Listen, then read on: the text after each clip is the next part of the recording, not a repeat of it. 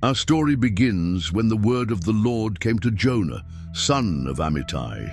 God said to Jonah, "Go to the great city of Nineveh and preach against it, because its wickedness has come up before me."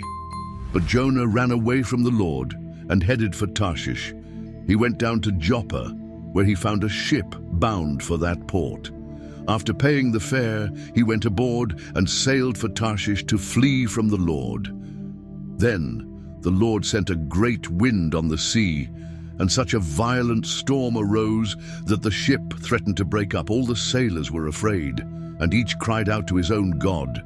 They threw the cargo into the sea to lighten the ship, but Jonah had gone below deck, where he lay down and fell into a deep sleep. The captain went to him and said, "How can you sleep? Get up and call on your God. Maybe he will take notice of us so that we will not perish." Then the sailors said to each other, "Come, let us cast lots to find out who is responsible for this calamity." They cast lots, and the lot fell on Jonah. So they asked him, "Tell us, who's responsible for making all this trouble for us? What kind of work do you do? Where do you come from? What's your country? From what people are you?" He answered, "I'm a Hebrew, and I worship the Lord, the God of heaven, who made the sea and the dry land." This terrified them, and they asked, "What have you done?" They knew he was running away from the Lord, because he had already told them so.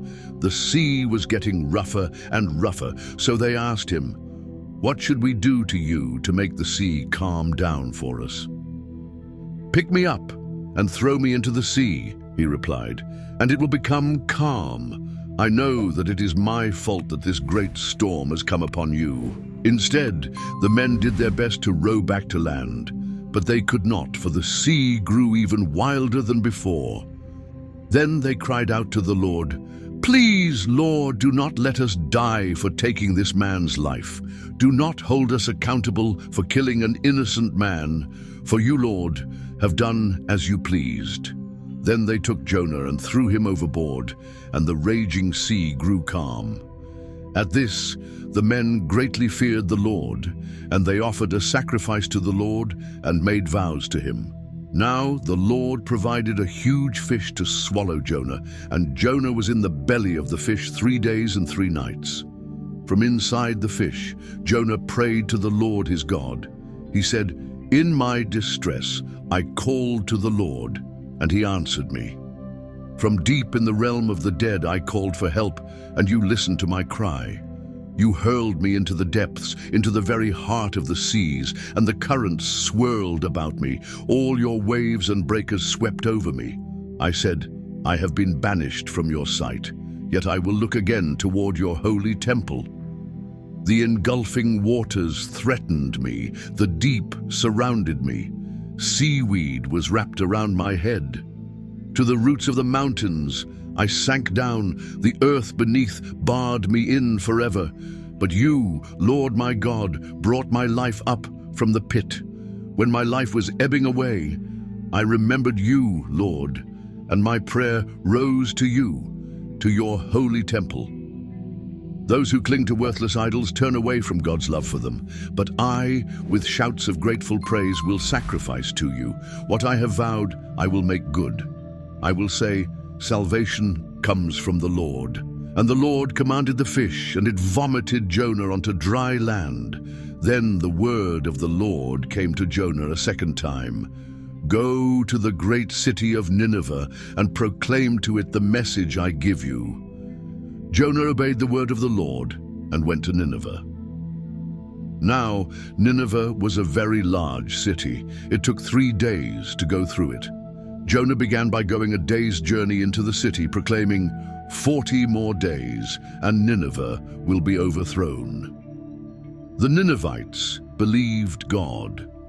A fast was proclaimed, and all of them, from the greatest to the least, put on sackcloth.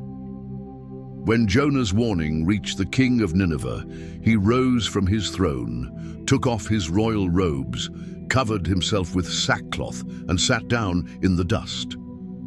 This is the proclamation he issued in Nineveh. By the decree of the king and his nobles, do not let people or animals, herds or flocks taste anything. Do not let them eat or drink. But let people and animals be covered with sackcloth. Let everyone call urgently on God. Let them give up their evil ways and their violence. Who knows? God may yet relent and with compassion turn from his fierce anger so that we will not perish. When God saw what they did and how they turned from their evil ways, he relented and did not bring on them the destruction he had threatened. But to Jonah, this seemed very wrong, and he became angry. He prayed to the Lord, "Lord, isn't this what I said, Lord, when I was still at home? That is what I tried to forestall by fleeing to Tarshish. I knew that you are a gracious and compassionate God, slow to anger and abounding in love, a God who relents from sending calamity. Now, Lord, take away my life, for it is better for me to die than to live." But the Lord replied, "Is it right for you to be angry?" Jonah had gone out and sat down at a place east of the city. There he made himself a shelter, sat in its shade, and waited to see what would happen to the city. Then the Lord God provided a leafy plant and made it grow up over Jonah to give shade for his head, to ease his discomfort.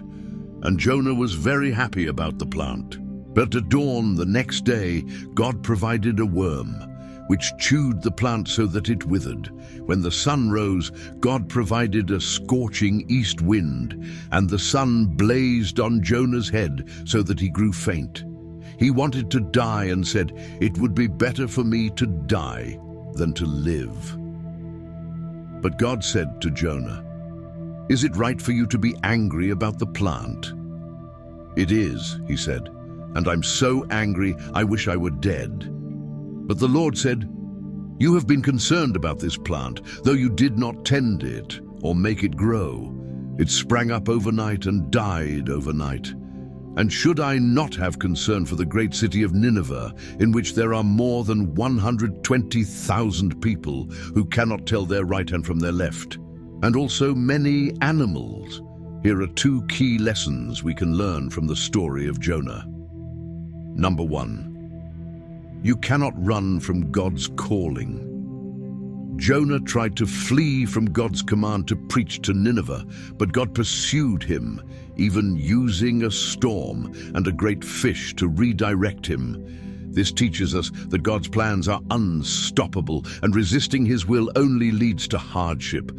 Instead of running, we should trust and obey him, knowing that his purpose is greater than our fears. Number 2, God's mercy is greater than our judgment. Jonah was angry when God spared Nineveh because he wanted judgment, not mercy. But God showed compassion, teaching Jonah and us that he cares for all people, even those we consider undeserving. This reminds us to let go of self-righteousness and embrace God's heart of love and forgiveness. Jonah's story challenges us to submit to God's will and reflect his mercy in our lives. Whether we're reluctant like Jonah or quick to judge, God calls us to trust his wisdom and extend grace to others.